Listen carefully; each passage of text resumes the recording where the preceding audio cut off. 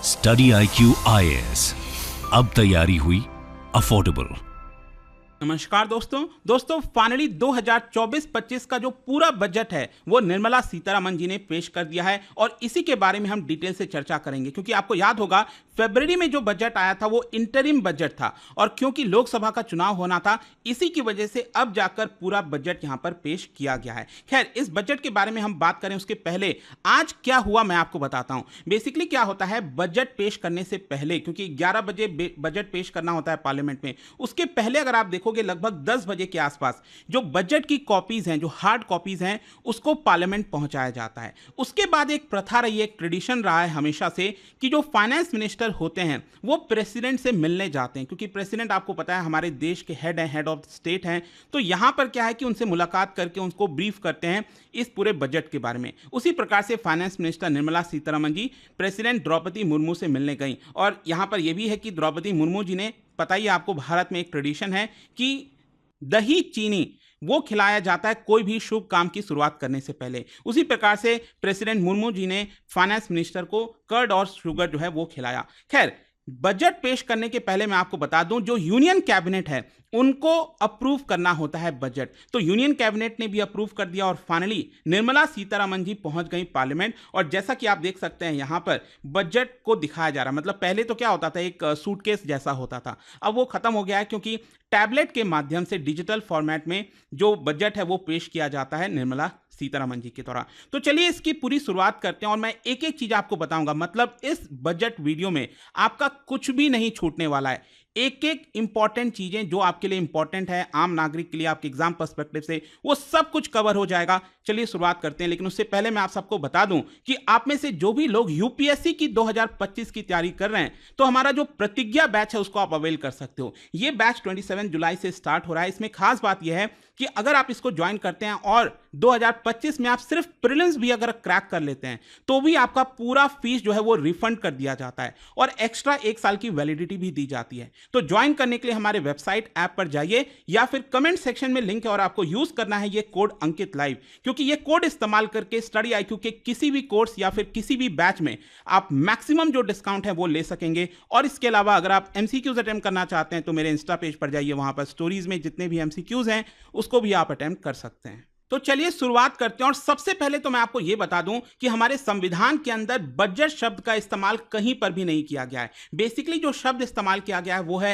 Annual financial statement. और संविधान में आर्टिकल 112 से लेकर 117 के बीच में आपको बजट से रिलेटेड चीजें देखने को मिलेंगी। जैसे आर्टिकल 114(3) क्या कहता है कि हमारी सरकार, देश के अंदर जो सरकार है, बिना पार्लियामेंट के अनुमति के कोई भी पैसा कंसोलिडेटेड फंड ऑफ इंडिया में से नहीं निकाल सकती और इसीलिए यहां पर जरूरी हो जाता है कि बजट पेश किया जाए और अप्रोप्रिएशन बिल को पास कराया जाए। खैर, यहां पर कई लोगों के मन में शंका यह भी होती कि बजट इंपॉर्टेंट क्यों है हमारे लिए। देखिए, बहुत सिंपल सी चीज है, बजट हर एक नागरिक के लिए इंपॉर्टेंट होता है। इसका कारण सिंपल यह है कि यहां पर जो भी आप पैसा दे रहे हो वो सरकार के पास कैसे जा रहा है, किस फॉर्म में जा रहा है, सरकार डायरेक्ट टैक्स आपसे कितना ले रही है, इनडायरेक्ट टैक्सेस कितना ले रही है, ये हर एक नागरिक का हक होता है डेमोक्रेसी में जानना। तो इसी की वजह से बजट के माध्यम से हमें पता चलता है कि सरकार का प्लान क्या है, सरकार कैसे आपसे पैसा लेगी, कितना जो आप कमाओगे पैसा उतना टैक्स में ले लेगी। साथ ही साथ जो पैसा सरकार के पास आया, सरकार उसको कैसे खर्च करेगी, महिलाओं के ऊपर कितना होगा, यहां पर ट्राइबल्स के ऊपर कितना होगा, आम नागरिक के ऊपर कितना होगा, वो सारी चीजें, सरकार क्या इंफ्रास्ट्रक्चर पर फोकस कर रही है कि नहीं, क्या देश की सुरक्षा जो हमारा डिफेंस है उसके ऊपर सरकार कितना खर्चा कर रही है, वो सारी जानकारी भी हमें बजट से मिलती है। And that is why it is very important. जहां तक सवाल है इंटरिम बजट, फुल बजट, देखिए मैंने आपको बताया ही कि चुनाव के पहले, जिस साल चुनाव होता है हर 5 साल में, तो यहां पर इंटरिम बजट आता है, क्योंकि वो सरकार के पास हक नहीं होता कि वो पूरे साल का बजट निकाले। पूरे साल का बजट निकालने का हक उसी के पास होगा ना जो सरकार चुन कर आएगी। तो वापस से क्योंकि बीजेपी चुन कर आई और एनडीए सरकार बनी है इस समय, इसलिए उनके द्वारा इसको पेश किया जा रहा है। खैर, यहां पर इस बजट को प्रिपेयर करने की रिस्पॉन्सिबिलिटी किसकी होती है मैं आपको बता दूं। फाइनेंस मिनिस्ट्री के अंदर यहां पर जो डिपार्टमेंट ऑफ इकोनॉमिक अफेयर्स है उसके अंदर आता है बजट डिवीजन। वो लोग इस पूरे बजट को प्रिपेयर करते हैं। बहुत लंबा समय लगता है, हमें लगता है कि एक दिन में 2-3 घंटे में सीतारमण जी ने यहां पर पेश तो कर दिया, लेकिन इसका प्रोसेस पिछले साल अक्टूबर के महीने से ही स्टार्ट हो जाता है कि किस मिनिस्ट्री को कितना दिया जाएगा, क्या होगा। फिर इसके अलावा यहां पर आप देख सकते हो कुछ इंटरेस्टिंग फैक्ट्स हैं, जैसे कि अगर हम longest budget speech in terms of word, जो सबसे ज्यादा शब्दों का इस्तेमाल किया गया है कौन से बजट स्पीच में, वो आपको मिलेगा अभी तक का सबसे रिवॉल्यूशनरी जो बजट था 1991 का एलपीजी रिफॉर्म्स वाला, उसमें जो हमारे फाइनेंस मिनिस्टर थे उस समय के मनमोहन सिंह जी, उन्होंने यहां पर सबसे लंबा वर्ड्स के टर्म में बजट पेश किया था। जहां तक समय की बात है, कितने लंबे समय तक कौन से फाइनेंस मिनिस्टर ने दिया था, तो आप देख सकते हैं 2 घंटे 40 मिनट तक निर्मला सीतारमण जी ने जो 2020 का बजट पेश किया था वो था एक तरह से। खैर यहां पर अगर हम बात करें कौन से फाइनेंस मिनिस्टर ने अभी तक सबसे ज्यादा बजट पेश किया है, तो इसमें कोई डाउट नहीं है, मोरारजी देसाई। मोरारजी देसाई ने अभी तक 10 बजट पेश किए थे और इसीलिए उनका रिकॉर्ड है, और उसके बाद पी चिदम्बरम आते हैं सेकंड नंबर पर। लेकिन यहां पर जहां तक निर्मला सीतारमण जी का सवाल है, देखिए 2023 तक उन्होंने 5 बजट पेश किए, फिर अभी इंटरिम में एक बजट पेश किया फरवरी में, प्लस ये वाला बजट पेश किया, तो टोटल मिलाकर उन्होंने अभी तक 7 बजट पेश कर दिया है। तो उनका नंबर एक्चुअली 3rd नंबर पर आ जाएगा एक तरह से। एंड यू नेवर नो, अगर यहां पर पूरा साल भर मतलब पूरे 5 साल अगर वो फाइनेंस मिनिस्टर रहती हैं तो डेफिनेटली वो मोरारजी देसाई जी का भी जो रिकॉर्ड है उसको तोड़ देंगी। खैर यहां पर बजट जो है बहुत सीक्रेसी में बनाया जाता है, इसका जो प्रिंटिंग वगैरह है, पहले तो क्या होता था कि एक प्रेस था मिंटो रोड में दिल्ली में, वहां पर इसको प्रिंट किया जाता था 1980 में। फाइनली नॉर्थ ब्लॉक में जो फाइनेंस मिनिस्ट्री की ऑफिस है वहां पर प्रेस सेटअप किया गया, और एक तरह से जितने भी कर्मचारी वगैरह होते हैं जो इन्वॉल्व होते हैं इसके अंदर, उनको काफी सीक्रेटली रखा जाता है। यहां पर एक इंटेलिजेंस की टीम होती है, वो ध्यान देती रहती है लोगों के ऊपर जो बजट बना रहे हैं, प्रिंट कर रहे हैं, कि कहीं से कोई लीक ना हो जाए, क्योंकि एक भी चीज लीक हो गया तो बहुत बड़ा ब्लंडर हो सकता है, जो कि अभी तक ऐसा कभी देखने को नहीं मिला है कि बजट लीक किया गया हो। और इससे मुझे एक चीज याद आती है, क्योंकि आजकल काफी ज्यादा चल रहा है जो एग्जाम पेपर लीक है, काश इतनी ही सख्ती एग्जाम पेपर को भी दिया जाए, एंड आई एम श्योर कि सरकार अगर इसके ऊपर फोकस करेगी तो बहुत सारे लाखों जो बच्चे हैं उनका भी भविष्य बच सकेगा। खैर यहां पर हम सबसे पहले शुरुआत करते हैं, जब बजट पेश किया गया तो फाइनेंस मिनिस्टर निर्मला सीतारमण जी ने क्या बोला, क्योंकि काफी इंपॉर्टेंट हो जाता है। और अगर आप देखोगे ना ध्यान से, तो हर साल जो सरकार होती है उनका 2-3 चीजों के ऊपर काफी फोकस होता है और उनका नाम सबसे पहले लिया जाता है। चाहे आप पहले गरीब की बात करें, फिर महिलाओं की बात करें, यूथ की बात करें, किसानों की बात करें, ये 3-4 चीजें आपको हमेशा शुरुआत में काफी ज्यादा देखने को मिलती हैं। और इस साल देखिए निर्मला सीतारमण जी ने बजट स्पीच जो स्टार्ट किया उसमें सबसे पहले तो ये कहा, धन्यवाद दिया लोगों को कि उन्होंने फिर से एक बार पीएम मोदी को चुना है और सरकार फिर से बनाई है, 3rd टर्म यहां पर मिला है। यहां पर उन्होंने ये कहा कि जैसे इंटरिम बजट में हमने बोला था उसी प्रकार से अभी भी वापस से उन्होंने दोहराया कि 4 डिफरेंट कास्ट के ऊपर हम फोकस कर रहे हैं। कास्ट कौन सा, जैसे एक गरीब, महिलाएं, यूथ, फार्मर्स, किसान, तो ये 4 कास्ट को लेकर उन्होंने बोला है। साथ ही साथ उन्होंने कहा कि कैसे हमने यहां पर मिनिमम सपोर्ट प्राइस, क्योंकि किसानों को लेकर काफी डिबेट हुआ है, चर्चा हुआ है, तो जितना भी कॉस्ट आता है किसानों को उसके ऊपर 50% एक्स्ट्रा हम मिनिमम सपोर्ट प्राइस रखे हैं एग्रीकल्चर क्रॉप्स के ऊपर। इसके अलावा गरीब कल्याण योजना के तहत अगले 5 साल तक और उसको एक्सटेंड कर दिया गया है, जो कोविड से स्टार्ट हुआ था गरीब कल्याण योजना, तो 80 करोड़ लोगों को फायदा होगा, फ्री में जो अनाज दिए जाते हैं उसका फायदा होगा। खैर यहां पर एक इंटरेस्टिंग चीज आप देख सकते हैं, क्योंकि पिछले 1 साल में आपने देखा होगा, पिछले 1-2 साल में यूथ को लेकर काफी चर्चा हुई है, एम्प्लॉयमेंट को लेकर कि देश में काफी बेरोजगारी है, इसको लेकर ऑपोजिशन जो है लगातार अटैक भी करता रहता है। तो यहां पर अगर आप देखोगे तो निर्मला सीतारमण जी ने अपने बजट के स्टार्टिंग में ही अनएम्प्लॉयमेंट की समस्या को निपटाने के लिए कुछ चीजें कही। सबसे पहले तो उन्होंने बोला कि टोटल 5 पैकेज, प्रधानमंत्री पैकेज, टोटल 5 स्कीम्स जो हैं वो लॉन्च किए गए हैं, जिसका टोटल लागत आएगा 2 लाख करोड़, जिसके तहत लोगों को एम्प्लॉयमेंट मिलेगा, स्किल मिलेगा। वो मैं आपको आगे बताऊंगा इसके बारे में एक एक करके यहां पर क्या बोला गया है। एंड फर्दर आप देख सकते हो यहां पर फर्स्ट टाइमर्स के लिए सरकार अपनी तरफ से पैसा देगी, मैन्युफैक्चरिंग में ज्यादा जॉब क्रिएशन हो उसके लिए फोकस करेगी। ये सब मैं बाद में आऊंगा वापस, ठीक है। वुमेन स्टूडेंट्स के लिए सरकार क्या कर रही है, मैं आपको जस्ट बताना चाह रहा था कि निर्मला सीतारमण जी ने स्टार्टिंग में अपने स्पीच में किन चीजों के ऊपर फोकस किया। साथ ही साथ उन्होंने बोला कि बजट का जो थीम है वो 4 चीजों पर टिका हुआ है। एक तो है एम्प्लॉयमेंट, स्किलिंग, एमएसएमईज और middle class, MSME basically micro small medium enterprise. लेकिन इसके अलावा मैं आपको बता दूं, निर्मला सीतारमण जी ने बोला है कि यहां पर टोटल 9 प्रायोरिटीज आपको देखने को मिलेंगे। मतलब 9 चीजों के ऊपर, 9 चीजों के ऊपर बजट की प्रायोरिटीज रखी गई है। वो 9 चीजें कौन सी है मैं आपको एक एक करके बताता हूं। Productivity and resilience in agriculture, agriculture के ऊपर काफी फोकस होगा। एम्प्लॉयमेंट एंड स्किलिंग के ऊपर काफी फोकस होगा। Inclusive human development, resource development, social justice, उसके ऊपर फोकस होगा। मैन्युफैक्चरिंग एंड सर्विसेज के ऊपर फोकस होगा। Urban development, energy security, infrastructure, innovation, research and development, next generation reform. तो ये जो पूरा बजट पेश किया गया है ना, वो मैं आपको इन 9 चीजों के आधार पर बताऊंगा कि यहां पर एग्रीकल्चर में क्या बोला गया, एम्प्लॉयमेंट में क्या बोला गया, इस तरह से। तो इसको 9 प्रकार से बांटा गया। लेकिन देखिए, इसके बारे में बताने से पहले देखिए एक और बहुत ही इंटरेस्टिंग चीज हुआ है। अभी आपको पता होगा लोकसभा का चुनाव हुआ था, उसमें बीजेपी को पूर्ण बहुमत नहीं मिल पाया था। तो यहां पर 2 पार्टीज का सपोर्ट बहुत इंपॉर्टेंट हो जाता है बीजेपी के लिए सरकार में बने रहना। एक है आपका टीडीपी आंध्र प्रदेश के अंदर, और दूसरी है आपका बिहार के अंदर जेडीयू, नीतीश कुमार जी की पार्टी। तो अभी कल से आपने देखा होगा काफी खबरें आ रही थी, न्यूज आ रही थी कि बिहार की जो मांग थी, नीतीश कुमार जी की जो मांग थी कि बिहार को स्पेशल राज्य का दर्जा मिले ताकि और पैसा मिल पाए बिहार को, उसको नकार दिया गया है। सेंट्रल गवर्नमेंट वो नहीं करने वाली। लेकिन बजट के शुरुआत में ही आप देख सकते हो यहां पर बिहार के लिए एक स्पेशल बोनेंजा पैकेज अनाउंस किया गया। मतलब एक तरह से आप कह सकते हो कि सरकार ये नहीं कह रही है कि हम आपको स्पेशल पैकेज दे रहे हैं, क्योंकि हो सकता है इसकी वजह से फिर बहुत सारे राज्य आएंगे कि हमें भी स्पेशल पैकेज मिलना चाहिए। तो बैकडोर के थ्रू कहीं ना कहीं आप कह सकते हैं कि सरकार ने बिहार के लिए एक स्पेशल कुछ चीजें अनाउंस की हैं। वो क्या है मैं आपको बताता हूं। सबसे पहले तो बोला गया है कि बिहार के अंदर रोड प्रोजेक्ट्स को लेकर 26,000 करोड़ रुपए एलोकेट किए जा रहे हैं। फिर इसके अलावा यहां पर सेंट्रल गवर्नमेंट ने बोला है बजट स्पीच में कि फाइनेंशियल असिस्टेंस दिलवाने की कोशिश करेगी सेंट्रल गवर्नमेंट बिहार सरकार को थ्रू मल्टीलैटरल डेवलपमेंट एजेंसीज। मतलब दुनिया भर में जो बड़े बड़े एजेंसीज हैं, चाहे वर्ल्ड बैंक, बहुत सारे, उनके माध्यम से और पैसा बिहार को मिल सके, वो कोशिश सेंट्रल गवर्नमेंट करेगी। इसके अलावा यहां पर आप देख पाएंगे बोला गया है कि रोड्स के अलावा बिहार के अंदर airports, medical colleges, sports infrastructure, इनके ऊपर भी फोकस होगा। और साथ ही साथ यहां पर देखिए एक बहुत ही इंपॉर्टेंट और आपके एग्जाम के लिए बहुत इंपॉर्टेंट हो सकता है ये, दैट इज पूर्वोदया योजना।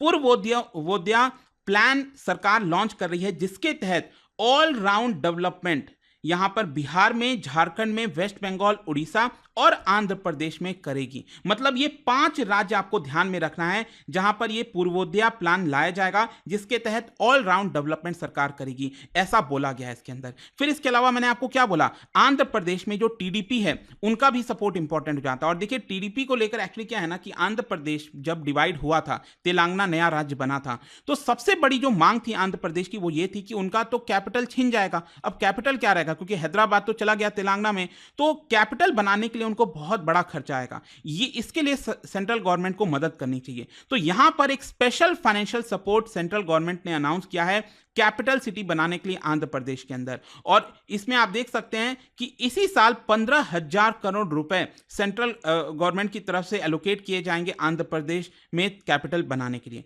तो ये एक इंपॉर्टेंट चीज यहां पर की गई है। खैर, अब मैं आता हूं यहां पर बजट के अंदर एक एक करके क्या क्या चीजें बोली गई। सबसे पहले एग्रीकल्चर को लेकर, यहां पर एग्रीकल्चर में देखिए हमारे देश में एक सबसे बड़ी प्रॉब्लम क्या है कि रिसर्च वगैरह के ऊपर उतना फोकस नहीं होता। तो सरकार कह रही है कि अब से हम यहां पर एग्रीकल्चर रिसर्च को ट्रांसफॉर्म करेंगे, ज्यादा से ज्यादा रिसर्च लाने की कोशिश करेंगे। फिर इसके अलावा कोऑपरेटिव सेक्टर के अंदर भी आपको पता होगा देश में यहां पर जो कोऑपरेटिव सोसाइटीज वगैरह हैं उसको और ज्यादा बढ़ाया जाए। जैसे अमूल एक बहुत बड़ा एग्जांपल है कि कैसे यहां पर फायदा हुआ है किसानों को।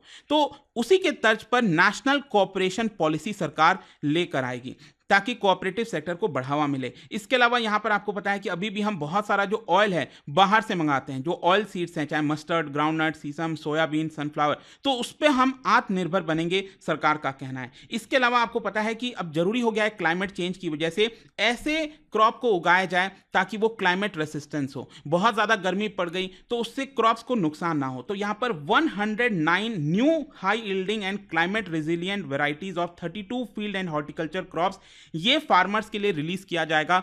केंद्र सरकार के द्वारा। तो ये बोला गया एग्रीकल्चर के लिए। फर्दर यहां पर नेचुरल फार्मिंग को लेकर बोला गया है कि सरकार कोशिश करेगी कि 1 करोड़ फार्मर्स को देश भर में नेचुरल फार्मिंग की तरफ ढकेला जाए। मतलब उनको बोला जाए कि आप नेचुरल फार्मिंग प्रैक्टिस करिए और अगले 2 साल में यहां पर सर्टिफिकेशन, ब्रांडिंग वो सब करवाने की कोशिश की जाएगी। मतलब जो पेस्टिसाइड्स वो सब का जो इस्तेमाल होता है वो ना हो, उसी को हम नेचुरल फार्मिंग कहते हैं। फिर इसके अलावा यहां पर जो शिम्प प्रोडक्शन वगैरह है, जो फिशरमैन वगैरह हैं, उनको एक्सपोर्ट ज़्यादा से ज़्यादा कर सकें, उसके लिए सरकार मदद करेगी। और इसके अलावा यहाँ पर डिजिटल पब्लिक इंफ्रास्ट्रक्चर, बेसिकली क्या है कि जो लैंड हो गया, फार्मर्स का लैंड हो गया, इन सबको डिजिटाइज किया जाए अगले 3 सालों में, ऐसा बोला गया है फाइनेंस मिनिस्टर के द्वारा। तो एग्रीकल्चर के बाद अब बारी आती है एम्प्लॉयमेंट एंड स्किलिंग की। तो एम्प्लॉयमेंट एंड स्किलिंग के अंदर आप देख सकते हैं एक बहुत बड़ा स्टेप लिया गया और इसको लेकर काफी चर्चा चल रही है। इसको ध्यान से समझिएगा। यहां पर सबसे पहले मैंने आपको क्या बोला था, total 5 PM package scheme announce किया गया है, 5, जिसमें से 3 पैकेज स्कीम आप यहां पर देख सकते हो। एक बोला गया है सबसे पहला फर्स्ट टाइमर्स के लिए, मतलब कि वो लोग जो पहली बार जॉब लेंगे, अगर आपको कहीं पर पहली बार जॉब मिलती है तो इसके लिए यहां पर सरकार आपको एक्स्ट्रा 15,000 रुपए तक देगी, ऐसे ही दे देगी, मतलब सरकार अपनी तरफ से देगी। ये 3 इंस्टॉलमेंट में यहां पर दिया जाएगा, जिसकी वजह से बताया जा रहा है कि करीब 2 करोड़ यूथ को फायदा होने वाला है। 210 लाख यूथ, मतलब 2.1 करोड़ यूथ को इससे फायदा होगा। ये पहला स्कीम है। दूसरा, यहां पर मैन्युफैक्चरिंग के अंदर और जॉब क्रिएशन हो, इसके लिए यहां पर यह बोला है सरकार ने, फाइनेंस मिनिस्टर ने, कि ईपीएफओ के अंदर जो एम्प्लॉय और एम्प्लॉयर का कंट्रीब्यूशन होता है उसमें सरकार भी कंट्रीब्यूट करेगी पहले 4 साल में, अगर यहां पर मैन्युफैक्चरिंग के अंदर जॉब क्रिएट होती है, और इसकी वजह से करीब 30 लाख यूथ को फायदा हो सकता है। तीसरा, यहां पर सपोर्ट दिया जाएगा एम्प्लॉयर्स को, मतलब कोई किसी की फैक्ट्री है, कोई नौकरी दे रहा है किसी को, तो यहां पर सरकार का कहना है कि जो एम्प्लॉयर, क्योंकि अगर मान लीजिए आपकी इनकम 15,000 रुपए तक है हर महीना, तो यहां पर आपको ईपीएफओ में कंट्रीब्यूशन करना होता है, एम्प्लॉयर को भी और एम्प्लॉय दोनों को। तो यहां पर जो एम्प्लॉयर है, अगर मान लो वो 5,000 रुपए कंट्रीब्यूट कर रहा है, तो उस केस में 3,000 रुपए तक एक तरह से ईपीएफओ का जो पैसा है वो रीइंबर्स कर दिया जाएगा। मतलब सरकार अपनी तरफ से यहां पर 3,000 रुपए एक्स्ट्रा देने वाली है, जिसकी वजह से करीब 50 लाख नौकरियां क्रिएट हो सकती हैं। तो ये पहला एम्प्लॉयमेंट को लेकर बोला गया। फिर दूसरा, अगेन आप देख सकते हो, मतलब 3 वो स्कीम हो गए। चौथा वाला स्कीम ये रहा पीएम पैकेज के अंदर, इसमें यह बोला गया है कि स्किल किया जाएगा, 20 लाख यूथ्स को स्किल प्रोवाइड किया जाएगा अगले 5 साल में। साथ ही साथ 1000 इंडस्ट्रियल ट्रेनिंग इंस्टीट्यूट जो है उसको अपग्रेड किया जाएगा, और उसके अंदर यहां पर जो कंटेंट है, जो कोर्स कंटेंट हो गया, डिजाइन हो गया, वो सब कुछ इंडस्ट्री के नीड के हिसाब से होगा, इंडस्ट्री को जो रिक्वायरमेंट है। क्योंकि आज के डेट में आप अक्सर सुनते होंगे लोगों ने ग्रेजुएशन तो कर लिया लेकिन उनके पास स्किल नहीं है, तो इंडस्ट्री को वो स्किल कौन सी चाहिए उसके आधार पर उनको स्किल दी जाएगी इन ट्रेनिंग इंस्टीट्यूशंस के अंदर। फिर इसके अलावा यहां पर वुमेन वगैरह के ऊपर काफी फोकस किया गया है और बोला गया है कि यहां पर वर्किंग वुमेन के लिए जो हॉस्टल्स वगैरह है वो क्रिएट किए जाएंगे इन कोलैबोरेशन विद इंडस्ट्री। इसके अलावा लोन्स वगैरह प्रोवाइड किया जाएगा ताकि आप अपना काम वगैरह स्टार्ट कर सकें। फर्दर आप देख सकते हो, अगर किसी बच्चे को हायर एजुकेशन प्राप्त करना है, पढ़ाई करनी है, लेकिन डोमेस्टिक के लिए ध्यान रखिएगा, देश के अंदर जो इंस्टीट्यूशन, ऐसा नहीं है कि आप फॉरेन में जाकर पढ़ रहे हो, अगर आप देश में पढ़ रहे हो और आपको लोन चाहिए पढ़ाई के लिए, तो सरकार 10 लाख रुपए तक का लोन आपको प्रोवाइड करेगी। और इसमें देखिए यहां पर यह बोला गया है कि 3% का इंटरेस्ट सबवेंशन होगा। मतलब मान लो अगर बैंक आपसे 8% इंटरेस्ट चार्ज करिए तो 3% इंटरेस्ट सरकार अपनी तरफ से देगी, तो आपको सिर्फ 5% ही इंटरेस्ट देना पड़ेगा। तो यह सब कुछ किया जा रहा है ताकि लोग पढ़ाई कर सकें, स्किल प्राप्त कर सकें, नौकरी लग सके। नेक्स्ट यहां पर अगर हम बात करें inclusive human resource development and social justice की, जहां पर ट्राइबल्स आते हैं, महिलाएं, उन सब के लिए सरकार यहां पर क्या कर रही है। देखो, एक तो मैंने आपको बताया पूर्वोदया प्लान, जो राज्य ऐसे हैं जो पिछड़े हुए हैं उनके लिए सरकार, आपको मैंने पहले ही बोला कि यहां पर एक ओवरऑल डेवलपमेंट लेकर आएगी इन 5 राज्यों के अंदर। फिर यहां पर यह भी बोला गया है कि अमृतसर कोलकाता इंडस्ट्रियल कॉरिडोर बनाया जाएगा। मतलब अमृतसर से कोलकाता तक इंडस्ट्रियल कॉरिडोर होगा और बीच में झारखंड में एक गया आता है, आपको पता होगा, ठीक है, बुद्ध भगवान से रिलेटेड है, तो वहां पर एक इंडस्ट्रियल सेंटर जो है वो भी खोला जाएगा। फिर इसके अलावा यहां पर महिलाओं के बेनिफिट्स के लिए, वुमेन एंड गर्ल्स के बेनिफिट के लिए सरकार टोटल 3 लाख करोड़ रुपए खर्च कर रही है। फिर इसके साथ साथ ट्राइबल्स के लिए प्रधानमंत्री जनजाति उन्नत ग्राम अभियान, इसमें अगर आप देखेंगे तो सरकार का कहना है कि जो सोशो इकोनॉमिक कंडीशंस है ट्राइबल कम्युनिटीज का 63,000 विलेजेस में, उसको इंप्रूव किया जाएगा, जिसकी वजह से 5 करोड़ ट्राइबल्स को फायदा होगा। इसके अलावा यहां पर बोला गया है कि नॉर्थ ईस्ट के अंदर, क्योंकि आपने देखा होगा इंडिया पोस्ट पेमेंट बैंक ये हमारे देश के बाकी जगह पर तो काफी फैला हुआ है, लेकिन नॉर्थ ईस्ट में अभी भी इसकी कमी है। तो 100 ब्रांचेस उनके नॉर्थ ईस्ट रीजन में खोले जाएंगे। फिर नेक्स्ट यहां पर मैन्युफैक्चरिंग एंड सर्विसेज को लेकर देखो, एमएसएमई जो माइक्रो स्मॉल मीडियम एंटरप्राइजेस वगैरह होते हैं उसी को लेकर चीजें बार बार दोहराई गई हैं। लेकिन यहां पर जो एक इंटरेस्टिंग और इंपॉर्टेंट चीज जो आपको जानना चाहिए वो है मुद्रा लोन को लेकर। अभी तक क्या था कि जब आप मुद्रा लोन लेते थे तो मैक्सिमम 10 लाख रुपए तक का ही आपको मिल पाता था तरुण वाले कैटेगरी के अंदर, लेकिन अब ये बढ़ाकर डबल कर दिया गया है 20 लाख रुपए तक। मतलब जिन लोगों ने मान लो पहले लोन वगैरह लिया था मुद्रा स्कीम के तहत और समय पर उसको चुका दिया तो वो 20 लाख रुपए तक भी और लोन ले सकते हैं, ऐसा बोला गया है। अब देखिए यहां पर पांचवा वाला स्कीम, मैंने आपको बोला था ना कि स्किल और एम्प्लॉयमेंट के लिए सरकार टोटल 5 पीएम पैकेज लेकर आई है। 3 तो ये मैंने आपको बता दिया, चौथा ये वाला मैंने आपको बताया, और 5वां वाला ये स्कीम है, आप देख सकते हैं। इसमें देखिए क्या बोला गया है,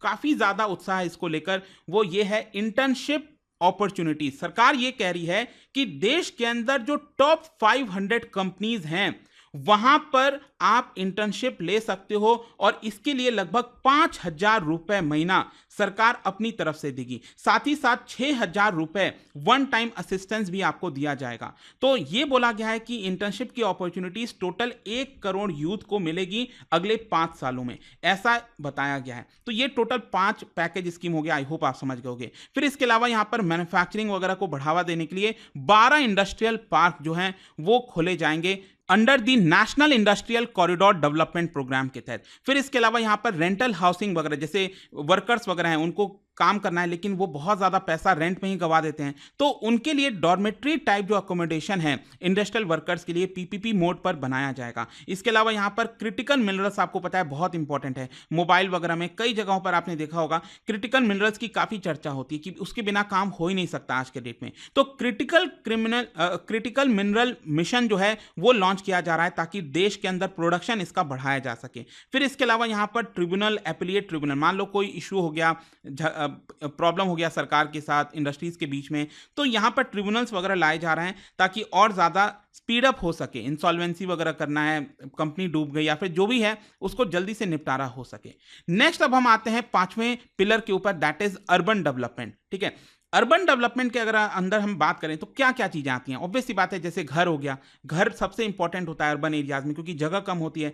तो वहां पर क्या है ना, आपने अक्सर देखा होगा स्टैंप ड्यूटी काफी ज्यादा लगती है जिसकी वजह से लोग अफोर्ड भी नहीं कर पाते घर को। तो यहां पर सरकार ये कह रही है कि हम राज्यों को एनकरेज करेंगे, क्योंकि ये आता है राज्य के अंदर, हम राज्यों को एनकरेज करेंगे कि प्रॉपर्टीज पर जो स्टैंप ड्यूटीज हैं वो घटाई जाए। अगर वो घर महिला के द्वारा लिया जा रहा है, अगर वो प्रॉपर्टी महिला के नाम पर है तो आप प्लीज उनके लिए स्टैंप ड्यूटी थोड़ा सा घटा दीजिए। इसके अलावा स्ट्रीट मार्केट वगैरह, मतलब कि जो लोकल्स लोग हैं उनके लिए रोजगार की अपॉर्चुनिटी हो सके, इसके लिए हाथ वगैरह होता है उसको सेटअप किया जाए। इसके अलावा यहां पर ट्रांजिट ओरिएंटेड डेवलपमेंट, अब देखिए बोला यह जा रहा है कि करीब 14 बड़े शहरों में जहां पर पॉपुलेशन 30 लाख से ज्यादा है तो ट्रांजिट ओरिएंटेड डेवलपमेंट वहां पर किया जाएगा। मतलब कि जैसे कि आना जाना, मतलब कंजेशन वगैरह कम हो, मेट्रो लाइंस वगैरह आए, इस तरह की चीजों के ऊपर डेवलपमेंट होगा। इसके अलावा वाटर एक सबसे बड़ी समस्या है अर्बन एरियाज में, तो वाटर मैनेजमेंट को देकर देखिए क्या बोला गया है कि 100 बड़े शहरों के अंदर वहां पर water supply, sewage treatment, solid waste management के जो प्रोजेक्ट्स वगैरह हैं वो लगाने के लिए यहां पर सरकार पैसा उपलब्ध कराने की कोशिश करेगी ताकि बैंक्स वगैरह से लोन मिल सके और उन शहरों के अंदर इस तरह के प्रोजेक्ट्स लगाए जा सकें ताकि लोगों को रेगुलर वाटर की सप्लाई आ सके।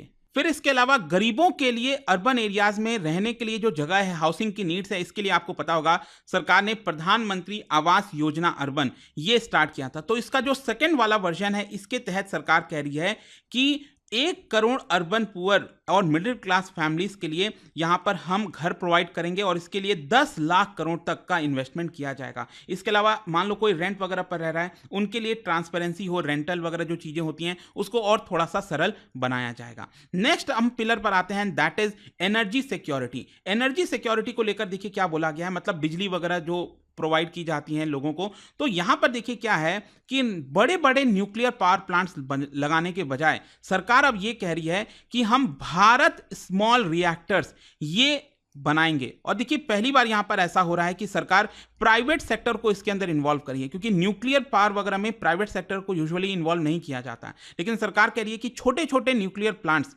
जो कि खतरा भी नहीं रहता है, मतलब ऐसा कोई इशू भी नहीं है, और उसको अगर लगाया जाए तो लोगों को लगातार इलेक्ट्रिसिटी की सप्लाई मिलती रहे, तो भारत स्मॉल रिएक्टर्स ध्यान रखिएगा, ये यहां पर अब सेटअप किया जाएगा देश में। फिर इसके अलावा यहां पर एक पार्टनरशिप होगा एनटीपीसी और भेल के बीच में, जिसके तहत थर्मल पावर प्लांट, और ये होगा 800 मेगावाट कमर्शियल प्लांट का, वो फुल स्केल पर सेटअप किया जाएगा। फिर इसके साथ साथ आपको पता है कि पिछले काफी समय से काफी डिस्कशन हो रहा है इस स्कीम के बारे में, पीएम सूर्य घर मुफ्त बिजली योजना। मतलब अगर आप अपने घर के छत पर जो सोलर प्लांट वगैरह है वो लगवाते हैं तो इससे आपको सरकार मुफ्त बिजली प्रोवाइड करेगी, और इससे करीब 1 करोड़ घरों को फायदा हो सकता है, और हर महीने 300 यूनिट आपको फ्री में प्रोवाइड किया जाएगा।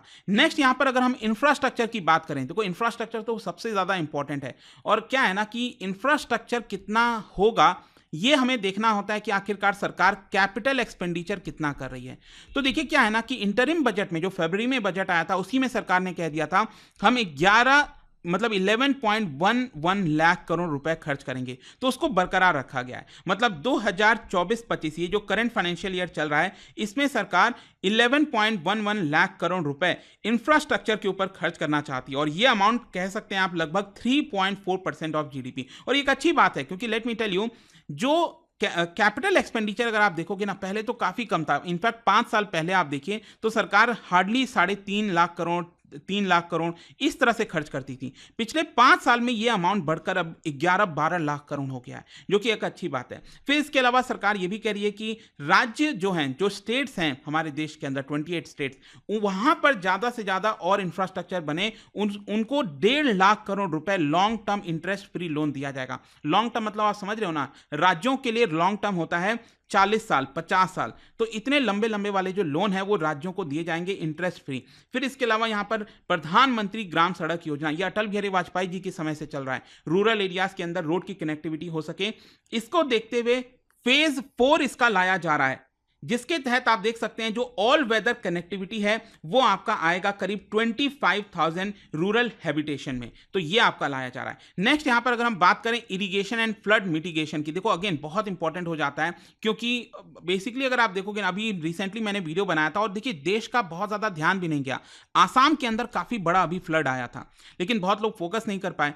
और तो यहां पर क्या है कि आसाम, सिक्किम, उत्तराखंड, वहां पर फ्लड मैनेजमेंट वगैरह सही से हो सके इसके लिए सरकार काम करेगी और पैसे खर्च करेगी, और साथ ही साथ फाइनेंशियल सपोर्ट देगी इरिगेशन वगैरह के लिए। जो रिवर लिंक वगैरह के प्रोजेक्ट्स वगैरह हैं उसको करने के लिए 11,000 करोड़ रुपए से ज्यादा यहां पर सरकार के द्वारा खर्च किया जाएगा। और हिमाचल प्रदेश के लिए स्पेशली बोला गया है कि वहां पर रिकंस्ट्रक्शन और रिहैबिलिटेशन के लिए असिस्टेंस जो है वो प्रोवाइड किया जाएगा। मतलब जो लोग बेघर वगैरह हो गए हैं बाढ़ वगैरह की वजह से, जो अभी जिस तरह से बारिश वगैरह आया था, उनको सरकार सपोर्ट करेगी। नेक्स्ट यहां पर टूरिज्म, देखिए अगेन एक बहुत ही इंपॉर्टेंट पहलू है, देश की इकोनॉमी में काफी कंट्रीब्यूट करता है। तो देखिए आपने सुना होगा कि काशी विश्वनाथ टेम्पल कॉरिडोर बनारस के अंदर खोला गया था, वाराणसी के अंदर बनाया गया था, उसी तर्ज पर गया में यहां पर जो विष्णुपद टेम्पल कॉरिडोर और महाबोधि टेम्पल कॉरिडोर है उसका डेवलपमेंट किया जाएगा। इसके अलावा बिहार के राजगीर में आप देख सकते हैं बताया जा रहा है कि कॉम्प्रिहेंसिव डेवलपमेंट इनिशिएटिव लिया जाएगा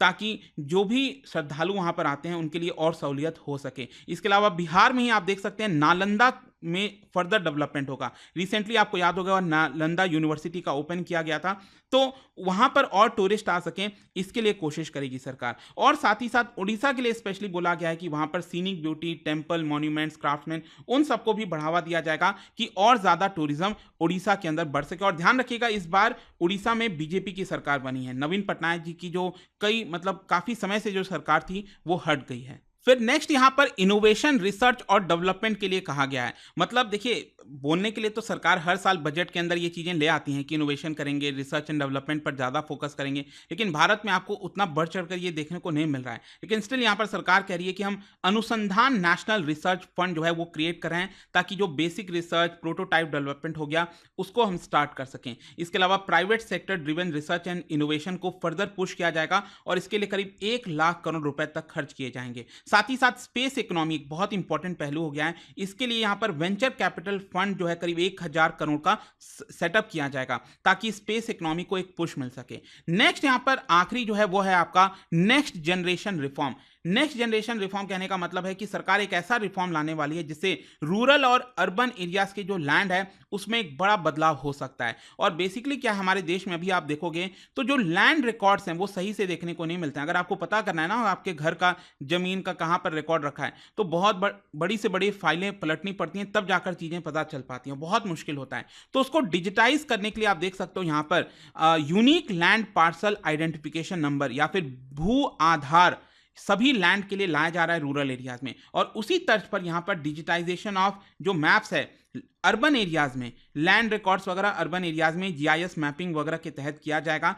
अब इससे फायदा बहुत कुछ होता है कि एक बार रिकॉर्ड में चला गया ना, डेटाबेस में चला गया, तो फ्यूचर में आपको इशू नहीं आएगा। अचानक से आपको कुछ लोन लेना पड़ गया तो तुरंत सेंट्रल डेटाबेस से देखा जा सकता है कि आप ये लैंड ओन करते हो तो आपको उस बेसिस पर लैंड मिल सकेगा। सेम उसी प्रकार से किसानों के लिए बहुत मदद हो सकेगी। तो ये सब बहुत इंपॉर्टेंट होता है, लैंड रिकॉर्ड्स रखना बहुत जरूरी है। और कहीं ना कहीं सरकार कह रही है कि हम ये नेक्स्ट जनरेशन रिफॉर्म्स के तहत करने वाले हैं। खैर, अभी तक हमने चर्चा कर लिया कि सरकार क्या क्या चीजें ला रही हैं, अलग अलग स्कीम्स के तहत क्या सरकार ने इंट्रोड्यूस किया है, किसके ऊपर ज्यादा फोकस किया जा रहा है। लेकिन अब हम आते हैं पैसों के ऊपर। यह बहुत इंपॉर्टेंट हो जाता है कि सरकार को पैसा कहां से आ रहा है, कितना सरकार खर्च कर रही है, किसके ऊपर खर्च कर रही है, सरकार का फिस्कल डेफिसिट कितना हो रहा है। टैक्स को लेकर कुछ बदलाव किए गए हैं, वो क्या क्या है। जो इनकम टैक्स होता है उसमें कुछ बदलाव किए गए हैं। मार्केट अचानक से, अगर आप देखोगे तो निर्मला सीतारमण जी जो स्पीच दे रही थी उसके बीच में अचानक से मार्केट काफी तेजी से गिरा था। उसका कारण क्या है वो सब कुछ अब मैं आपको बताऊंगा। सबसे पहले हम बात करते हैं कि सरकार को पैसा कितना आ रहा है। देखो, जो हम बात करते हैं ना पैसा आना, उसको हम कहते हैं रिसीट। तो यहां पर दो तरीके का होता है, एक होता है रेवेन्यू रिसीट और दूसरा होता है कैपिटल रिसीट। रेवेन्यू रिसीट की अगर हम बात करें तो सरकार को टैक्सेस के माध्यम से, जैसे टैक्स हो गया डायरेक्ट टैक्स या personal income tax, corporate tax या फिर जीएसटी वगैरह हो गया, इसके अलावा मान लो ट्रैफिक चलान्स वगैरह, ये सब जितने भी पैसे आते हैं ना वो सब कुछ हम उसको कहते हैं रेवेन्यू रिसीट। और आप देख सकते हैं 2024-25 में सरकार का कहना है कि 31.3 लाख करोड़ इतना रेवेन्यू रिसीट आने वाला है। मतलब इन सब के माध्यम से सरकार को 31.3 लाख करोड़ रुपए आएंगे, मेनली जीएसटी और इनकम टैक्स, कॉर्पोरेट टैक्स के माध्यम से। फिर कैपिटल रिसीट क्या होता है? कैपिटल रिसीट बेसिकली क्या है ना कि सरकारी कंपनीज वगैरह होती हैं, आपने देखा होगा डिसइन्वेस्टमेंट करती है तो सरकार को उससे पैसा मिलता है जब सरकार उसको बेचती है। फिर इसके अलावा क्या है कि अक्सर आपने देखा होगा कि हर बजट में सरकार ज्यादा खर्च करती है, तो जो खर्च करती है ज्यादा वो कहां से आएगा? सरकार को बोरो करना होगा, तो जो सरकार लोन लेगी, बोरो करेगी, वो सब कुछ आपको यहां पर दिखेगा कैपिटल रिसीट के अंदर। तो 2024-25 में बताया गया है कि सरकार का कैपिटल रिसीट होगा 16.9 लाख करोड़ रुपीस। मतलब ये आपको दोनों ऐड कर दीजिए, रेवेन्यू रिसीट से कितना आ रहा है 13.3 लाख करोड़, कैपिटल रिसीट से आ रहा है 16.9 लाख करोड़। आई थिंक ये कितना होगा, ये आई थिंक शायद होना चाहिए 48.2 लाख करोड़। तो ये सरकार के पास पैसा आने वाला है 2024-25 में, ये समझ गए हम। फिर सरकार पैसा कितना खर्च कर रही है, कैसे? अब ऑब्वियस सी बात है जितना आ रहा है खर्च करिए, लेकिन थोड़ा सा एक्स्ट्रा खर्च करती है, इसको हम कहते हैं इफेक्टिव कैपिटल एक्सपेंडिचर। जैसे कि दो तरीके से सरकार खर्चा करती है, एक होता है रेवेन्यू एक्सपेंडिचर, दूसरा होता है effective capital expenditure. Capital expenditure मैंने आपको बताया था ना अभी, बहुत इंपॉर्टेंट है जब सरकार इंफ्रास्ट्रक्चर पर खर्च करती है, रोड्स बनाने में, कनाल्स बनाने में, मतलब वो चीजों पर सरकार खर्चा करती है जिससे एसेट क्रिएट होता है, सरकार को उससे रिटर्न आता है फ्यूचर में। तो जितना ज्यादा सरकार कैपिटल एक्सपेंडिचर पर खर्च करेगी उतनी अच्छी बात है। तो आप देख सकते हैं यहां पर रेवेन्यू एक्सपेंडिचर काफी हद तक बढ़ गया है सरकार का, क्योंकि पिछले 3 वर्ष से जो रेवेन्यू एक्सपेंडिचर है वो 34-35 लाख करोड़ के आसपास था, लेकिन अब यह बढ़कर हो गया है 37 लाख करोड़। मतलब सरकार जो सैलरी पे कर रही है, पेंशन पे कर रही है, ये सारी चीजें रेवेन्यू एक्सपेंडिचर के अंदर आती है। तो ये ध्यान में रखना है। और हमेशा यही बोला जाता है कि जो आपका रेवेन्यू रिसीट्स है ना उससे ज्यादा नहीं होना चाहिए रेवेन्यू एक्सपेंडिचर। और रेवेन्यू रिसीट कितना है 31.3 लाख करोड़, और सरकार खर्च कितना करिए 37.1 लाख करोड़। मतलब ये कहीं ज्यादा आपको देखने को मिलेगा। तो कहीं ना कहीं सरकार को इसको थोड़ा सा कंट्रोल करने की कोशिश करनी चाहिए। खैर, ये हो गया रेवेन्यू एक्सपेंडिचर। और उसी प्रकार से मैंने आपको क्या बोला था, कैपिटल एक्सपेंडिचर कितना है, ये है 11.1 लाख करोड़। लेकिन इसके अलावा भी क्या है ना कि सरकार यहां पर 4 लाख करोड़ रुपए एक्स्ट्रा खर्च करी। जो मैंने आपको बताया था कि सरकार लोन वगैरह देगी, जैसे उनको राज्यों को इंटरेस्ट फ्री लोन वगैरह मिलेगा, इस तरह की बहुत सारी जो पैसे हैं, जैसे बिहार के लिए स्पेशल कुछ कर रही है, है आंध्र प्रदेश के लिए, तो वो सारी चीज़ों को देखते हुए ये बढ़ गया है और ये हो गया है 15 लाख करोड़ रुपए। तो ये ओवरऑल खर्चा करने वाली है सरकार। और जाहिर सी बात है, जब सरकार ज्यादा खर्चा करती है तो उसकी वजह से होता है डेफिसिट, जिसको हम कहते हैं फिजिकल डेफिसिट। और ये नंबर बहुत इंपॉर्टेंट है क्योंकि दुनिया भर में जो निवेशक होते हैं ना, वो इसी नंबर के ऊपर फोकस करते हैं कि यहां पर देश में, इनके देश में कितना फिजिकल डेफिसिट है। मतलब कहीं सरकार बहुत ज्यादा तो खर्चा नहीं कर दे रही है। जैसे कि अगर मैं आपसे कहूं कि अगर मान लो 1000 रुपए सरकार की आमदनी है, सरकार खर्चा कर रही है 1200 रुपए, तो 200 रुपए क्या है, ये फिजिकल डेफिसिट है। लेकिन अगर हम इसको परसेंटेज ऑफ जीडीपी कहें, जैसे कि मान लो अगर मैं कहता हूं कि हमारे देश की जीडीपी 1000 रुपए है और हमारा डेफिसिट कितना आया, फिजिकल डेफिसिट, ये 200 रुपए आया, मतलब कितना परसेंट ऑफ जीडीपी आया, ये आया 20% ऑफ जीडीपी। आई होप आप समझ गए होंगे। तो क्या है ना कि यहां पर बोला गया है कि 2024-25 में जो फिजिकल डेफिसिट है वो 4.9% ऑफ जीडीपी होने वाला है। और ये बहुत अच्छी चीज है। ये मैं कहूंगा कि सरकार ने काफी अच्छा काम किया है इसको लेकर, क्योंकि मैं आपको बताता हूं एक्चुअली 2020-21 में क्या हुआ था, हमारा फिजिकल डेफिसिट बहुत शूट कर गया था क्योंकि आमदनी वगैरह एकदम कम हो गई थी, टैक्सेस वगैरह आ नहीं पाए थे, जीएसटी वगैरह एकदम नीचे चला गया था, तो सरकार को ज्यादा बोरो करना पड़ा अचानक से कोविड के समय, और हमारा फिजिकल डेफिसिट चला गया 9.2% ऑफ जीडीपी। फिर उसके बाद से धीरे धीरे सरकार कम कर रही है। और मैं आपको बता दूं, इंटरिम बजट में सरकार ने कहा था कि 2024-25 में हम फिजिकल डेफिसिट का टारगेट है हमारा 5.1%, जो कि अगेन अच्छी चीज थी क्योंकि ज्यादातर लोग मान के चल रहे थे 5.2% होगा, तो सरकार ने और कम किया 5.1%। लेकिन एक्चुअल में अब यहां पर सरकार ने बोला है कि 5.1% भी नहीं, हम इसको रखेंगे 4.9%। और इसीलिए मैं कह रहा हूं कि ये फिजिकल डेफिसिट का जो नंबर है वो बहुत अच्छा है। और अगले साल 2025-26 में जो अगला फाइनेंशियल ईयर होगा, इसमें सरकार इसको फर्दर नीचे लेकर आएगी और वो करेगी 4.5%। खैर, यहां पर एक और इंटरेस्टिंग चीज होता है जो बहुत से लोग जानना चाहते हैं कि सरकार मान लो 1 रुपए कमा रही है या फिर 100 रुपए कमा रही है, उसमें से कितना सरकार के पास किस माध्यम से आ रहा है, और 100 रुपए जो खर्च करी है वो सरकार किन चीजों पर खर्च करी है। जैसे कि सबसे पहले हम बात करते हैं कि सरकार को कहां से पैसा आ रहा है। तो मान लो अगर टोटल 100 रुपए सरकार के पास आ रहा है, तो इसमें से 27 रुपए तो सिर्फ बोरोइंग और लाइबिलिटीज की वजह से आ रहा है। मतलब कि सरकार यहां पर बहुत सारा रुपए बोरो करती है, और इसीलिए क्या है, जनरेशन दर जनरेशन ये लगातार पाइलअप होता जाता है, बढ़ता जाता है। और इसी के कारण है जिसकी वजह से आप देखोगे कि जो हमारा खर्चा भी होता है ना, वो सबसे ज्यादा आपको इंटरेस्ट पेमेंट पर खर्चा होता है। खैर, यहां पर सबसे ज्यादा पैसा बोरोइंग की वजह से आया 27%। ठीक है, फिर सेकंड नंबर पर आता है इनकम टैक्स, जो हम बात करते हैं ना, जो पर्सनल इनकम टैक्स, जिसमें कुछ चेंजेस हुआ है वो मैं आपको आगे बताऊंगा।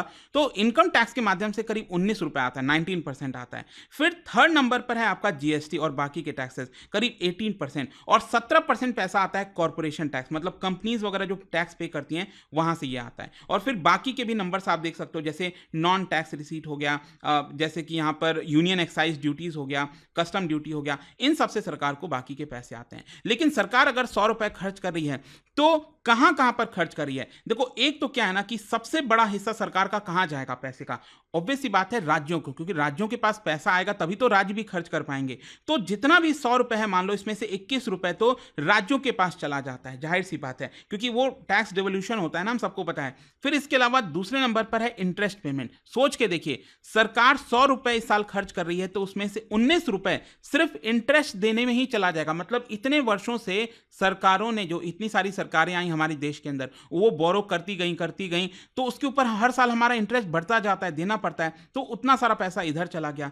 फिर यहां पर थर्ड नंबर पर है सेंट्रल सेक्टर स्कीम, मतलब कि सरकार जो स्कीम्स लेकर आती है, राज्यों में इंप्लीमेंट किया जाता है, उसके लिए हो गया आपका करीब 16% पैसा वहां पर चला जाता है। फिर बाकी का हिस्सा आप देख सकते हो, जैसे फाइनेंस कमीशन ने कुछ बोला होगा कि आप इसको इतना और ट्रांसफर कर दीजिए, 9% उधर चला गया। उसी प्रकार से सेंट्रली स्पॉन्सर्ड स्कीम होता है, उसमें करीब 8% चला जाता है। अदर एक्सपेंडिचर, पेंशन हो गया, डिफेंस हो गया, करीब 8%, मतलब हर 100 रुपए में से 8 रुपए हमारा सिर्फ और सिर्फ डिफेंस के ऊपर खर्चा हो जाता है। फिर बाकी सब्सिडीज हो गई। फिर इसके अलावा यहां पर सरकार का जो मेजर एक्सपेंडिचर है, अगर आप इसको देखना चाहते हैं तो आप देख पाओगे, दैट इज डिफेंस के ऊपर सरकार टोटल कितना खर्चा करी है, 4.5 lakh crore rupees. Rural development के ऊपर सरकार 2.65 लाख करोड़ खर्च कर रही है। एग्रीकल्चर के ऊपर 1.5 लाख करोड़ रुपए खर्च कर रही है। Home affairs 1.5 lakh crore, education के ऊपर 1.25 लाख करोड़, आईटी टेलीकॉम जो है उसके ऊपर 1.16 लाख करोड़, हेल्थ के ऊपर 89,000 करोड़,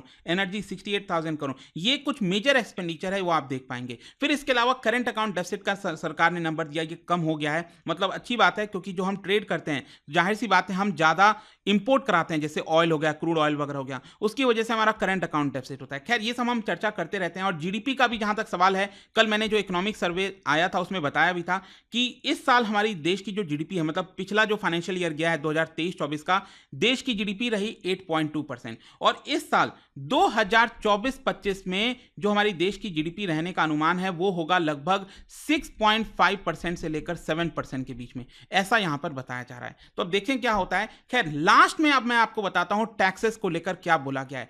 एक तो सरकार ये कह रही है कि हम टैक्सेस को सिंप्लीफाई करना चाहते हैं। आपको पता होगा इनकम टैक्स, एक एक्ट है इनकम टैक्स का 1961 का, सरकार इसको रिव्यू करने वाली है। और निर्मला सीतारमण जी ने अपने इस बजट स्पीच में कहा कि 6 महीने के अंदर अंदर यहां पर ये रिव्यू हो जाएगा और हो सकता है कि सरकार एक नया कानून लेकर आए। 1961 वाला जो कानून है इनकम टैक्स का, क्योंकि इसमें बहुत से चीजें हैं, इश्यूज हैं, और इसको लेकर अक्सर कंप्लेन किया जाता है। मैं चाह रहा हूं कि इसको बदला जाए, और अगर ऐसा हो पाता है तो एक बहुत ही अच्छी बात होगी। फिर इसके अलावा यहां पर लिटिगेशन अपील्स वगैरह जो होते हैं उसको सिंप्लीफाई किया जा रहा है। इनफैक्ट आपने देखा होगा हर साल ये होता है, हर बजट के अंदर फाइनेंस मिनिस्टर अनाउंस करते हैं कि पिछले बार का जो टैक्सेस था, जिन लोगों ने पे नहीं किया, हम उनको थोड़ा सा एक विंडो दे रहे हैं, सहूलियत दे रहे हैं कि अगर वो अभी भी देना चाहें तो दे सकते हैं, तो यहां पर कोई भी प्रॉब्लम नहीं होगा, उनके ऊपर इंटरेस्ट वगैरह नहीं लगाया जाएगा। फर्दर निर्मला सीतारमण जी ने कहा कि हमारे देश में अभी भी बहुत से लोग टैक्स नहीं देते हैं, तो टैक्स बेस बढ़ाया जाए। ठीक है, मतलब टैक्स नहीं देने का मतलब जीएसटी वगैरह तो सब देते ही हैं, देखिए, लेकिन जो इनकम टैक्स होता है ना, उसमें अभी भी बहुत कम % ऑफ पीपल हैं जो देते हैं, तो टैक्स बेस बढ़ाने की कोशिश की जाएगी। फिर इसके अलावा यहाँ पर एक और इंपॉर्टेंट चीज़ है कि जो कई सारे इश्यूज वगैरह हैं एक्सपोर्ट करने में, ट्रेड करने में, उन सबको यहाँ पर उसमें जो टैक्सेस वगैरह लगता है उसमें सुधार किया जाएगा, ताकि लोगों को फायदा हो सके, लोग अच्छे से बिजनेस कर सकें। नेक्स्ट यहाँ पर एक और इंपॉर्टेंट चीज है कस्टम ड्यूटी, एक बहुत इंपॉर्टेंट पार्ट है टैक्सेस का। देखिए इसके अंदर क्या बोला गया है, इसके अंदर कई चीजों पर जो टैक्सेस लगता था उसमें चेंजेस किए गए हैं। एक तो है 3 प्रकार के कैंसर मेडिसिन होते थे, उसके ऊपर सरकार कस्टम ड्यूटी लगाती थी, तो उसको हटा दिया गया है, मतलब मेडिसिन को अफोर्डेबल बनाया गया है। इसके अलावा यहाँ पर मोबाइल फोन वगैरह चार्जर्स के ऊपर 15% का ड्यूटी लगाया जाता था, मतलब उससे ज़्यादा ड्यूटी लगाया जाता था, तो उसको घटाकर 15% कर दिया गया है। तो मोबाइल इंडस्ट्री के लिए एक अच्छी खबर है यहाँ पर। फिर इसके अलावा गोल्ड सिल्वर के ऊपर 10% की ड्यूटी लगाई जाती थी, कस्टम ड्यूटी बाहर से मंगाने के लिए, अब इसको घटाकर कर दिया गया है 6%। इसके अलावा फार्मर्स वगैरह के लिए जो श्रिम्प है, फिश फीड वगैरह हो गया, तो वहां पर ड्यूटी लगता था ज़्यादा पहले, अब इसको घटाकर 5% कर दिया गया है। इसके अलावा यहाँ पर कैपिटल गुड्स वगैरह होते हैं, जो बड़े बड़े मशीन्स होते हैं, उसमें बहुत सारी, मतलब स्पेशली जैसे सोलर सेल वगैरह हो गया, उसको हमें बनाना है, पैनल्स बनाना है, तो बड़े बड़े मशीन चाहिए, तो मशीन जो हम लाते थे उसके ऊपर सरकार कस्टम ड्यूटी लगाती थी। सरकार ने कहा है कि अब कस्टम ड्यूटी नहीं लगेगा, मतलब सरकार चाह रही है कि जो सोलर सेल्स हैं, पैनल्स हैं, उसको देश के अंदर ही बनाया जाए। फिर इसके अलावा यहाँ पर आप देख सकते हैं कि क्रिटिकल मिनरल्स, आपको पता है 25 क्रिटिकल मिनरल्स अलग अलग प्रकार के, जो कि बहुत जरूरी है, चाइना ने एक तरफा मोनोपोली कर रखी है उसके ऊपर, तो यहां पर जो क्रिटिकल मिनरल्स आता था बाहर से, उसके ऊपर जो ड्यूटी लगती थी, कस्टम ड्यूटी, वो एक तरह से हटा दिया गया है पूरी तरह से। अब यहां पर क्वेश्चन है कि डायरेक्ट टैक्स को लेकर क्या प्रपोजल रखा गया है। देखो एक तो चीज मैं आपको यहां पर यह बता दूं, अभी जो मार्केट गिरा था, स्टॉक मार्केट अचानक से गिरा, अब देखिए स्टॉक मार्केट के ऊपर भी स्टडी आईक्यू का कोर्स है, वो आप चाहो तो देख सकते हो, कमेंट में आपको लिंक मिल जाएगा। लेकिन यहां पर अचानक से मैं देख रहा था निर्मला सीतारमण जी बोल रही थी, और स्टॉक मार्केट मतलब लगभग 40-50 अंक गिरा हुआ था निफ्टी का, लेकिन धड़ल्ले से यहां पर सेंसेक्स में 1000 पॉइंट की गिरावट आ गई। जो निफ्टी है वो करीब करीब आई थिंक 400 पॉइंट तक गिर गया था, और उसका कारण मैं आपको बताता हूं। और बहुत से लोगों को डर था, वो है आपका long term capital gain tax, मतलब लॉन्ग टर्म जो कैपिटल गेन टैक्स है। अब इसका मतलब क्या होता है मैं आपको समझाता हूं। जैसे कि मान लीजिए आपके पास कोई कैपिटल एसेट है, एसेट कहने का मतलब जैसे शेयर हो गया, अगर आपके पास मान लो टाटा का, रिलायंस का कोई शेयर पड़ा है, और 1 साल से ज्यादा आप वो शेयर रख रहे हो, और उससे जो आपको गेन हो रहा है, मतलब हो सकता है ना कि पहले आपका जो है वो शेयर आपने लिया होगा 500 रुपए में, और आपने बेचा उसको 5000 रुपए में, तो 4500 रुपए का फायदा हुआ, तो ये क्या है, गेन है। तो 1 साल से ज्यादा तक अगर आप उसको रखते हो और आपको गेन होता है, उसको हम कहते हैं लॉन्ग टर्म कैपिटल गेन। तो पहले इसके ऊपर टैक्स लगाती थी सरकार 10%, और इसको बढ़ाकर कर दिया सरकार ने 12.5%। तो ये मार्केट के लिए नेगेटिव सेंटीमेंट है और इसीलिए स्टॉक मार्केट अचानक से गिरा था। जहां तक शॉर्ट टर्म गेन का सवाल है, मतलब एक साल के अंदर अंदर आप उसको खरीद कर बेच देते हो तो उसके ऊपर 20% टैक्स लगता है। इसके अलावा देखिए यहां पर एक चीज किया है सरकार ने, वो ये है कि जो छोटे लोग हैं जिनको बहुत ज्यादा कैपिटल गेन नहीं होता, उनके लिए कहा है कि हम वो लिमिट बढ़ाकर 1.25 लाख पर ईयर कर रहे हैं। मतलब अगर आपको कैपिटल गेन हो रहा है, लॉन्ग टर्म कैपिटल गेन हो रहा है 1.25 लाख रुपए तक का, तो आपके ऊपर हम कोई टैक्स नहीं लगाएंगे, उनको एग्जेम्प्ट कर दिया गया है। तो इससे मिडिल इनकम फैमिलीज को, लोअर इनकम फैमिलीज को फायदा होगा। लेकिन आज जो बड़े बड़े लोग हैं, जो रिच पीपल हैं, जिनको बहुत सारा कैपिटल गेन का टैक्स होता है, उनके ऊपर एक तरह से सरकार टैक्स लगाएगी। इसके अलावा एंजल टैक्स, देखो इससे बहुत से जो स्टार्टअप्स हैं, बिजनेस कम्युनिटी में बहुत नाराजगी थी, क्योंकि एंजल टैक्स क्या होता है, वो मतलब एंजल, आपको पता होगा इन्वेस्टर्स के बारे में कि जो स्टार्टअप्स वगैरह हैं, जो अभी मतलब जस्ट स्टार्ट हुए हैं, उनका कुछ आइडिया है कि हम ऐसा करेंगे, हो सकता है आगे चलकर वो बहुत बड़ा बिजनेस बन जाए। तो उस तरह के बिजनेस में क्या है कि एंजल जो इन्वेस्टर है वो आता है, उनको कुछ रुपए देता है, तो उसके ऊपर भी सरकार टैक्स लगाने लग गई थी, जो कि कहीं ना कहीं ये गलत था, बहुत से लोगों का मानना था। अब जाकर फाइनली सरकार ने डिसाइड किया कि एंजल टैक्स नहीं लगेगा। और एक और इंपॉर्टेंट चीज किया है सरकार ने कि फॉरेन कंपनीज के ऊपर जो पहले कॉर्पोरेट टैक्स लगता था वो था 40%, इसको गिराकर कर दिया है सरकार ने 35%। ये इंपॉर्टेंट हुआ है। नेक्स्ट जहां तक सवाल है पर्सनल इनकम टैक्स का, इसमें बहुत से लोग जानना चाहते हैं कि इसमें क्या बदलाव हुआ है, मैं आपको बताता हूं। देखिए यहां पर थोड़ी बहुत चीजें की गई हैं, वो बेसिकली क्या है कि आपको याद होगा कि अभी इस समय देश में दो तरीके का टैक्स रिजीम चल रहा है। एक तो जो पहले से चलता आ रहा था 2021 के पहले से, ठीक है, वो इस तरह का स्लैब था यहां पर कि 5% टैक्स, 20% और 30%, मतलब 10 लाख के ऊपर वाले जितने इनकम है उस पर 30% टैक्स लगेगा। लेकिन सरकार ने नया टैक्स रिजीम निकाला, अलग अलग स्लैब यहां पर निकाले, और इसमें आप देख सकते हो अलग अलग स्लैब आपको 5%, 10%, 15%, 20% और 30% देखने को मिलेगा। तो यहां पर क्या किया है कि जो नया वाला टैक्स रिजीम है, अब कोई भी टैक्स पेयर है वो जो चाहे चूज कर सकता है, अगर उसको पुराने वाले पर रहना है वो ले सकता है, नए वाले पर रहना है। लेकिन नए वाले में चेंजेस किया गया है, और क्या चेंज है मैं आपको बताता हूं। पहले क्या था कि 3 लाख से लेकर 6 लाख के बीच में जो आपका पैसा था उसके ऊपर 5% टैक्स लगता था, इसको 1 लाख रुपए बढ़ा दिया, मतलब 3 लाख से लेकर 7 लाख के बीच का वाला जो आपका पैसा है उसके ऊपर 5% टैक्स लगेगा।